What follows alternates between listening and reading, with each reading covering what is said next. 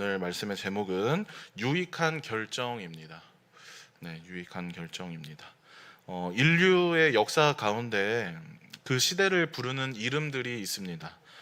고대, 중세, 근대 이렇게 나눠서 부르는 그 이름들이 있고요.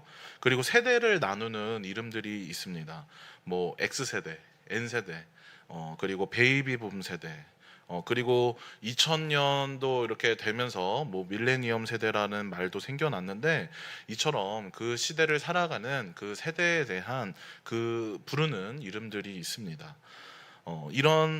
이렇게 시대와 그리고 세대를 구분 짓는 것은요, 그것들을 구분 지을 수 있는, 이렇게 나눠서 얘기할 수 있는 큰 계기가 있었기 때문인데요. 이를 통해서 어떤 큰 변화가 있었기 때문에 그때를 기준으로 이렇게 몇 년부터 몇 년까지는 어떤 세대다, 몇 년부터 몇 년까지는 어떤 시대다 하면서 이렇게 구분을 짓는 겁니다. 예를 들면은 1950년대 그리고 1960년대에 이 출산율이 급증했잖아요. 그때 이렇게 급증하면서 그때 태어나신 분들을 베이비붐 세대라고 이렇게 부릅니다. 이처럼 어떤 특정한 계기나 어떤 변화가 있을 때 그 시대를 부르는 이름이 생겨나는데요. 그렇다면 지금 우리가 살아가고 있는 이 시대는 어떻게 부르고 있나요? 뭐라고 부르고 있습니까?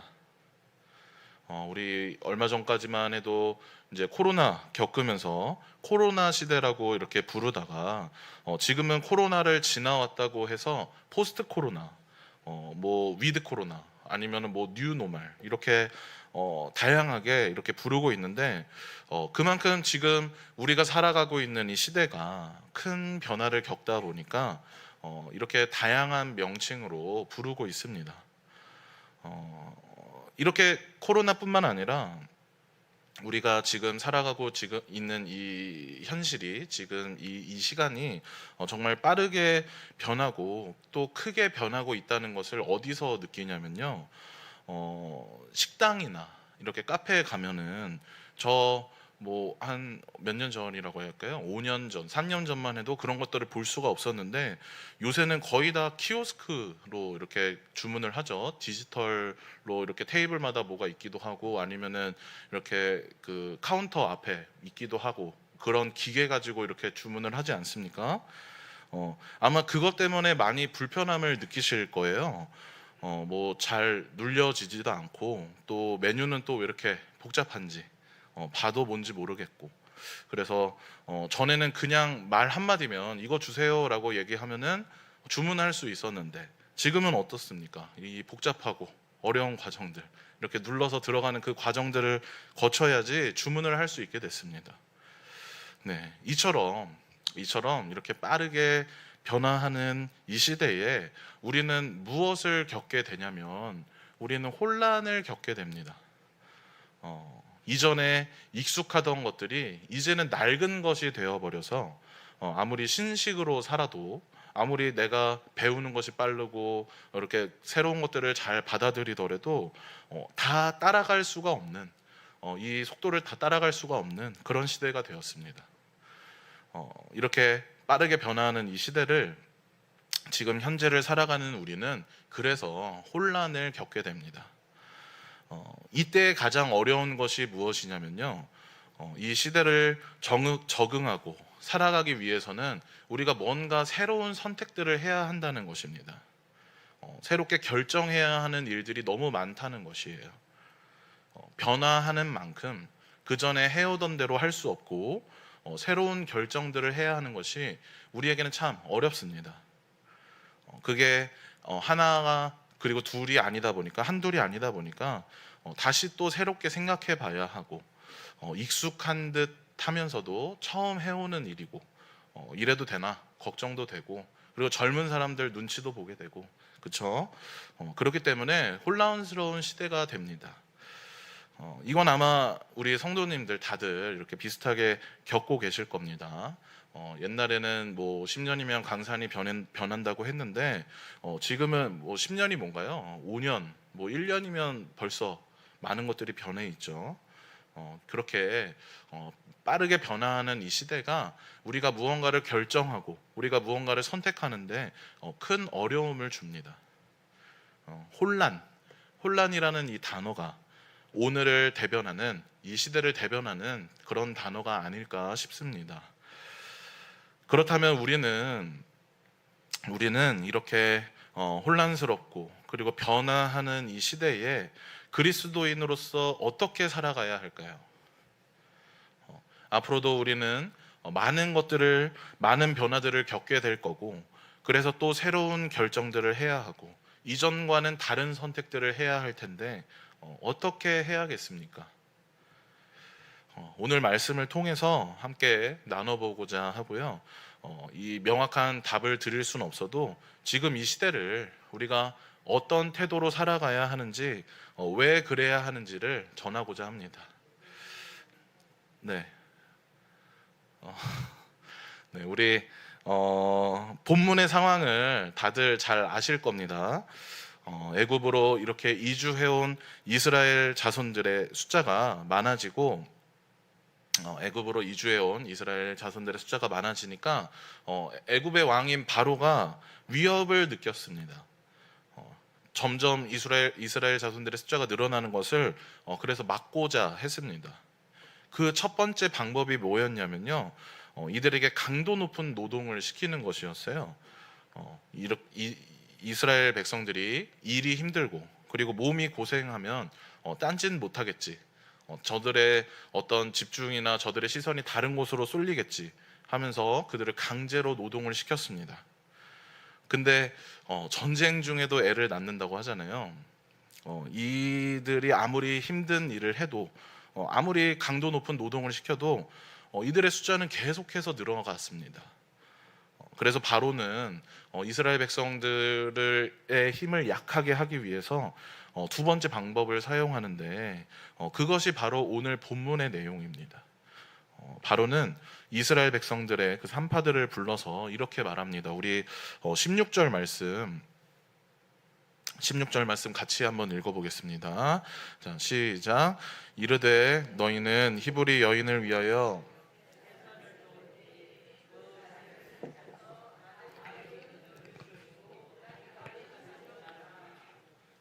네, 출산을 돕는 산파들로 하여금 이스라엘의 씨를 말리게 하라라는 그런 말을 하는 거죠.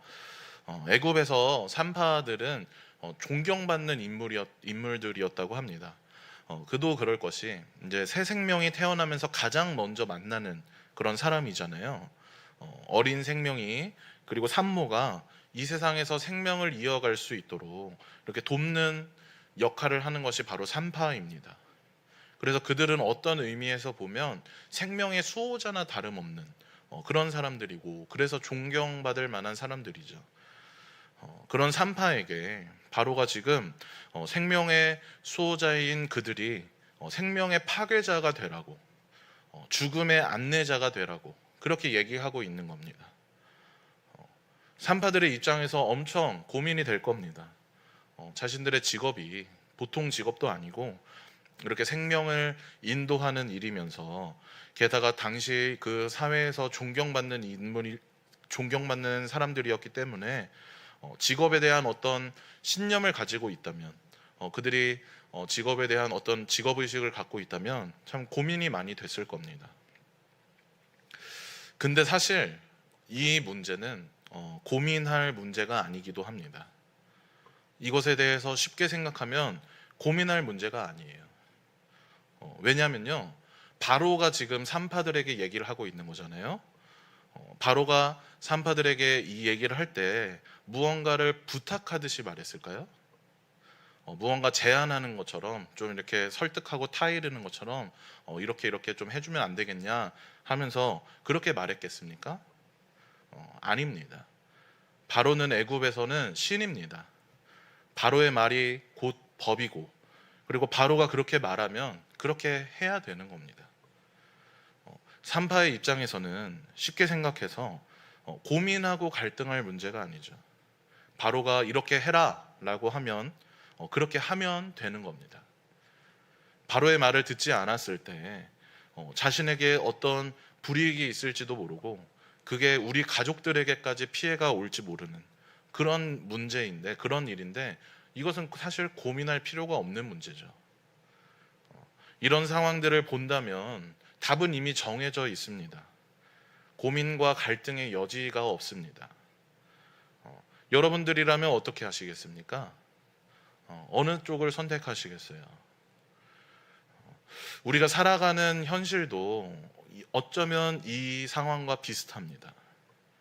지금 이 말씀의 상황 같은 경우에는 우리가 이후의 결말을 알고 이 말씀대로 했을 때 어떻게 진행이 되는지 알기 때문에 그래도 쉽게 결정할 수 있지만, 우리의 현실에서는 결론은 겪어봐야 알 수 있잖아요. 그리고 우리는 그 갈등의 상황에서, 그렇게 갈등을 겪는 상황에서 아마 주로 뻔한 답을 고를 거라고 생각합니다. 당장의 어떤 상황을 모면할 수 있는 그런 결정들, 나에게 손해가 덜하게 되는 결정들, 그리고 우리 가족에게 피해가 덜 오게 되는 결정들, 우리는 그런 결정들을 하게 될 것입니다. 그것이 어쩌면 당연한 것이고 쉬운 결정이기 때문이죠. 제가 인상 깊게 본 드라마가 있는데요. 이 좀 몇 년 된 드라마입니다. 이태원 클라스라는 드라마, 혹시 아시는 분 있을 겁니다. 보신 분들이 있을 거예요. 안 보신 분들도 있을 테니까 내용을 좀 이렇게 짧게 간략하게 말씀을 드리면, 이 주인공이 되게 자기 신념대로, 자기의 주관대로 이렇게 살아가는 청년이에요. 근데 그 자기 신념 때문에, 자기 주관 때문에 모든 것을 잃게 됐다가 결국에는 이렇게 꿈을 이루게 되는 이야기입니다. 이제 1화에서 처음에서 이렇게 학창 시절 모습이 나오는데, 재벌집 아들하고 이렇게 그 갈등이 생겨요. 근데 그 재벌집에서는 이제 다른 건 필요 없고 무조건 사과만 해라, 그러면 용서해 주겠다라고 이렇게 주인공한테 권유를 합니다. 하지만 주인공은 사과하지 않고 결국에는 이렇게 이야기가 진행이 되면서 감옥에 가게 돼요. 이 일을 시작으로, 이렇게 감옥을 가고 하게 되는 그 시작으로 청년은 계속해서 그 신념에 의한 갈등을 겪게 됩니다. 그때마다 주변에서 아무리 말려도 자기 소신대로, 자기의 그 신념대로 결정을 계속 하게 되는데, 그러다가 이제 결국에는, 이제 결론적으로는 큰 대기업이 되고 자신의 꿈을 이루게 되는 내용인데요. 뭐 드라마 내용이 다 거기서 거기죠. 제가 너무 이렇게 급하게 설명을 했는데, 이 소신대로 결정하고 그래서 꿈을 이뤄가는 과정이 되게 좀 흥미진진한 드라마입니다. 아무튼 이 드라마를 보면 주인공의 정체성을 드러내고 그 주인공의 어떤 정체성을 나타내는 대사가 있는데요. 신념을 꺾고 그리고 쉽게 일을 해결할 수 있는 그런 그것을 선택해야 하는 어떤 갈등의 상황에서 결국에는 또 그렇게 어려운 길을 가고 결국에는 또 자신의 신념을 선택하면서 이렇게 힘든 길을 가니까 주변 사람들이 막 이렇게 답답해합니다. 그냥 사과하면 되지 않냐, 그냥 좀 한번 꺾여주면 되지 않냐 하면서 주인공에게 이렇게 만류를 하는데, 그때 그 주인공이 이런 말을 합니다. 그 한 번으로 사람이 변한다고. 그 한 번 내가 꺾였을 때, 그 한 번 내가 그 신념을 놓았을 때 그것으로 사람이 변한다고 얘기를 해요. 그렇게 한번 쉽게 문제를 해결하고 나면은 그 이후에도 한 번, 그 이후에 또 한 번, 그렇게 계속해서 신념을 놓아버리면서 그것을 잃게 된다고 말합니다. 사람이 어떤 선택을 할 때 선택을 하는 건 그 순간 한 번일지 모르지만 그 결정은 이후의 결정에도 영향을 줘서 이후에 내가 하는 결정이 되는 것입니다. 결국에 그렇게 사람이 변한다. 결국에 그렇게 사람이 변한다고 합니다. 제가 새벽 예배 이제 차량 운행할 때요, 유혹이 있습니다. 어떤 유혹이냐면요, 저희 이제 교회 나와서 이렇게 뚜레쥬르 쪽으로 이렇게 가다 보면은, 그래서 읍사무소 이렇게 넘어가서 거기서 이제 좌회전 하면은 7번 국도 타잖아요. 그때 항상 왜 그런지 모르겠는데 항상 꼭 신호가 바뀌어요. 거기 이렇게 빨간불로. 음, 거기만 이제 지나가면은 신호 없이 이렇게 권사님들 모셔다 드리고 이렇게 집으로 갈 수 있는데, 꼭 거기서 이렇게 빨간불에 막힙니다. 어, 그렇게 읍사무소를 지날 때마다, 그리고 멈춰 설 때마다 어, 얼마나 그 신호를 무시하고 싶은지, 얼마나 그냥 지나가고 싶은지. 새벽에 또 차도 별로 없잖아요. 그래서 이 찰나의 순간 고민을 하게 되는데, 그래서 여기 그냥 지나가시는 분들도 많을 겁니다. 이렇게 차 없을 때 그냥 지나가시는 분들도 많을 건데, 근데 이게 그렇게 시간이 흐르고 그렇게 지나가는 것이 버릇이 되면, 그런 결정들이 쌓이게 되면 어떻게 되냐면, 이게 나중에는 유혹이 아니게 됩니다. 네, 무슨 말이냐면요, 처음에는 어떤 찰나의 순간이라도 고민을 하게 되는데, 나중에는 그 찰나의 순간이나마 그렇게 있던 고민조차도 하지 않게 되는 것이죠. 그냥 자연스럽게 지나가게 됩니다. 네, 여기 그러신 분들이 있는 것 같은데요. 네, 그러다 보면 이제 새벽뿐만 아니라 평상시에도 이렇게 그냥 신호를 위반하는 것이 습관이 되는데, 제가 이거는 이제 어떤 예로 든 거고요. 뭘 얘기하고자 하는 것이냐면, 이렇게 우리의 작고 사소한 결정들이 이후에 우리가 하는 그 결정에 영향을 주고, 결국에는 그것으로 사람이 변한다. 그렇게 그것으로 사람이 변하게 되는 것입니다. 어떤 큰 사건, 어떤 큰 계기로도 사람이 변하겠죠. 그렇게도 사람이 변하겠지만, 하지만 지나가는 차가 없으니까 뭐 어때? 이번 한 번 정도는 괜찮지 뭐 하는 그런 결정으로도, 그런 사소한 결정으로도 그것이 쌓이고 쌓이게 되면 사람이 변하게 되는 것이라는 겁니다. 그리고 이러한 결정들이 쌓이게 되면요, 그렇게 사람이 변해가게 되면요, 나중에는 이보다 더욱 큰 결정들, 이보다 더한 결정들도 거리낌 없이 하게 될 겁니다. 본문의 말씀으로 돌아와서, 산파들은 어떤 결정을 내리게 되냐면, 바로의 명령을 따르지 않고 하나님을 두려워하는 그쪽을 결정하게 됩니다. 두려워하다, 경외하다라는 말이죠. 산파들이 바로보다 하나님을 더 두려워하여서, 바로보다 하나님을 더 경외하여서 생명을 지키는 결정을 하게 됩니다. 그들이 어떻게 이런 결정을 했을까요? 자신들이 손해볼지도 모르고, 나 자신의 손해뿐만 아니라 가족들에게도 피해가 갈지 모르는데, 어떤 피해가 올지 모르는데 어떻게 이런 결정을 할 수 있었을까요? 저는 분명하게 얘기할 수 있습니다. 이 결정이 하루아침에 내려진 결정이 아니라는 것을요.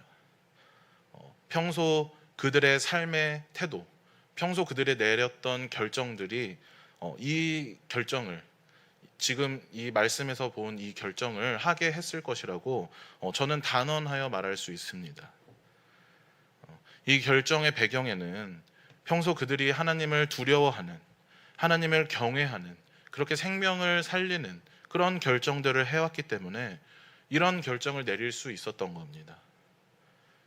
그것들이 쌓여서, 그 선택들이 쌓여서 목숨이 오가는 이 순간에도, 어떤 일을 겪게 될지 모르는 이 순간에도 하나님을 경외하기로, 하나님을 두려워하기로 그렇게 정할 수 있었던 것이죠. 평소 이 산파들의 결정이 자신들의 이익에 더 기울었다면, 자신들의 손해를 줄이는 것에 더 기울었다면, 작은 문제에도 그런 결정들을 했는데 이런 큰 문제에서 안 그럴 수가 없습니다. 결국 오늘의 본문을 통해서 그들이 위기의 때만, 이렇게 힘들 때만 하나님을 찾고 경외하는 그런 이들이 아니라 평소에도 늘 하나님을 추구해 왔음을, 그 가치를 추구해 왔음을 우리는 짐작으로 알 수가 있습니다. 그런 결정을 하는, 그렇게 하나님을 경외하는 그들에게 무엇이 뒤따릅니까? 우리 20절하고 21절 말씀, 20절, 21절 말씀 제가 읽어드리겠습니다. 하나님이 그 산파들에게 은혜를 베푸시니 그 백성은 번성하고 매우 강해지니라. 그 산파들은 하나님을 경외하였으므로 하나님이 그들의 집안을 흥왕하게 하신지라. 하나님이 그들에게 은혜를 베푸시고 그 집안이 하나님이 그들에게 은혜를 베푸시고 그 집안이 흥왕하게 되었습니다. 흥왕하게 되었다는 게 이것이 구체적으로 어떤 식으로 흥왕하게 된 건지 본문이 말하고 있지는 않지만 한 가지 분명하게 얘기할 수 있는 것이 있습니다. 무엇이냐면 우리가 이렇게 갈등하게 되는 이유, 우리가 이 결정 사이에서, 갈림길 사이에서 고민하는 이유, 이 결정을 하면 손해 볼까 봐, 손해 보는 것이 두려워서 그런 것 아닙니까? 근데 본문은 그렇지 않다고 얘기를 하고 있습니다. 하나님을 경외하는 것이, 우리가 그 결정들을 하는 것이 우리에게 유익임을 분명히 얘기하고 있습니다. 그렇기 때문에 우리가 할 수 있는 유익한 결정은 하나님을 경외하는 것입니다. 작고 사소한 결정부터 하나님을 경외하기로 정해 간다면 우리가 큰 결정을 해 나갈 때, 우리가 큰 문제 앞에 섰을 때 하나님을 경외하는 결정들을 해 나갈 수 있습니다. 그 시작은 우리가 그 작은 일부터 그렇게 하나님을 경외하기로 정했을 때 그것들이 쌓이고 쌓여서 우리가 큰 문제 앞에서도 그렇게 하나님을 경외할 수 있는 것입니다. 사랑하는 여러분, 오늘 본문의 산파는 바로를 두려워하지 않았습니다. 사회로부터 도태될지 모르는, 그렇게 낙오하고 자칫 목숨을 잃게 될지도 모르는 그 상황을 두려워하지 않았습니다. 그들이 두려워한 것은 오직 하나님 한 분뿐이었습니다. 그래서 바로를 결정하냐, 하나님을 결정하냐, 이 기로에 놓였을 때 하나님을 두려워함으로, 하나님을 경외함으로 그렇게 하나님을 결정할 수 있었던 겁니다. 다시 한번 말씀드리지만 이 결정은 이 한 번의 결정이 아닙니다. 평소 그들이 살아온 그 삶의 태도, 평소 그들이 살아온 그 삶의 모습들, 그로 인해서 평소 그들의 결정이 이 큰 문제 앞에서도 하나님을 경외하는 결정을, 그렇게 하나님을 경외하기로 결정하게 하는 것입니다. 하나님을 경외하시기 바랍니다. 세상보다, 이 사회보다 하나님을 두려워하시길 바랍니다. 이것이 바로 우리의 유익한 결정입니다. 우리는 앞으로도 이 빠르게 변해가는 이 세상 속에서 이 삶을 살아가면서 수많은 결정들을 해야 될 텐데, 크고 작은 결정들이 우리에게 주어질 텐데요. 그 순간에 유익한 결정들 하시는 여러분들 되시길 바랍니다. 그리하여서 하나님을 경외하는 삶을 살아가다가 훗날 이것이 은혜였음을, 하나님께서 우리의 삶을 흥왕하게 하셨음을 고백하는 그런 우리 모든 성도님들 되시길 바랍니다.